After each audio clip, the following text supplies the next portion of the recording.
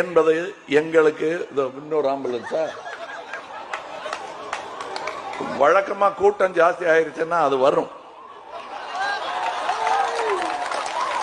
உள்ள ஆள் இருக்கான்னு பார்த்து அனுப்பிடுங்க. இருந்தா இன்னும் வேகமா வழிவிட்டு அனுப்புங்க, இல்லைனாலும் அனுப்பிடுங்க.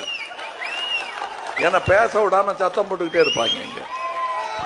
இல்லைங்க, இது ஏதோ நான் அவமரியாதையா அதுல ஒரு நோயாளி இருந்தா இப்படி எல்லாம் பேசலாமான்னு நாங்க பார்த்துருக்கோங்க.